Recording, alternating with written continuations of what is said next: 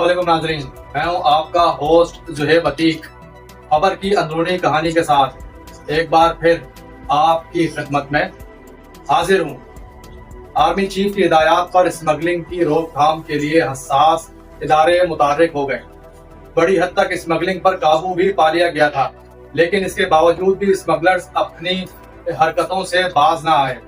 चोर चोरी से जाए मगर हेरा फेरी से ना जाए और रास्ते बदल बदल कर मुल्क की मईशत को नुकसान पहुंचाते हुए गोरख धंधे को जारी रखा। इस धंधे में स्मगलरों की सरपरस्ती में कस्टम इन्फोर्समेंट, कस्टम इंटेलिजेंस और पुलिस समेत दीगर इदारों के एहलकार भी शामिल हैं। ज़राए के मुताबिक चंद रोज कबल हसास इदारों की जानिब से कार्रवाई करते हुए कस्टम एहलकारों को हिरासत में ले लिया गया था और इनसे छानबीन की तो उन्होंने कई राजों से पर्दा भी उठा लिया, जिसके बाद कस्टम के कुछ अफसरान को ऑफ ड्यूटी कर दिया गया है, जिनमें ग्रेड 14 और ग्रेड 17 के अफसरान भी शामिल हैं।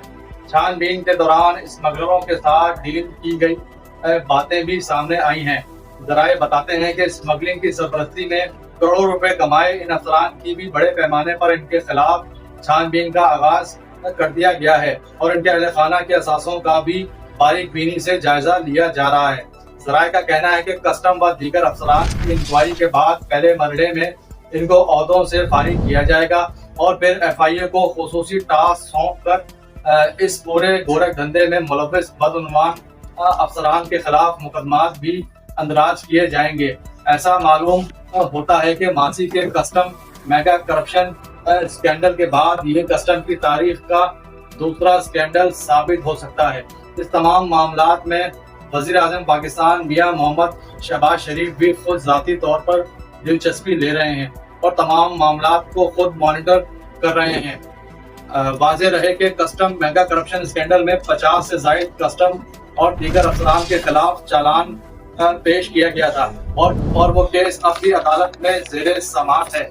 अब देखना यह है कि इन अफसरान पर मुकदमात कब दर्ज होते हैं। किसी पेड़ के कटने का किस्सा नहीं होता अगर कुल्हाड़ी में लगा का हिस्सा नहीं होता। मईशत के माफिज ही गोरख धंधों में कैसे लग गए, जबकि इस गोरख धंधे में बहती गंगा में हाथ धोने वाले अफसरान ने चंद ही अरसे में दिन दुगनी रात चुगनी तरक्की करके करोड़ों रुपए कमाकर करप्ट होने की आला मिसाल कायम करके कौमी खजाने को अरबों का टीका बासानी लगा दिया।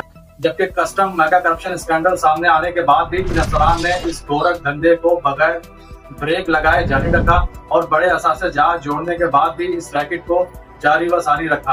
अब देखना यह है कि अब मुल्की एहतसाबी इदारे क्या इन अफसरान के खिलाफ एहतसाब के अमल को जारी रखकर मुलव्विस किरदारों को सजा दिलवा पाएंगे या फिर सियासी मुदाखलत और असर व रसूख इस्तेमाल करते हुए ये अफसरान इस शिकंजे से निकलने में कामयाब हो पाएंगे या फिर इनके खिलाफ महकमा जाती कार्रवाई अमल में लाते हुए करार वाक़ई सजा का हकदार इन्हें बनाया जाएगा। जी।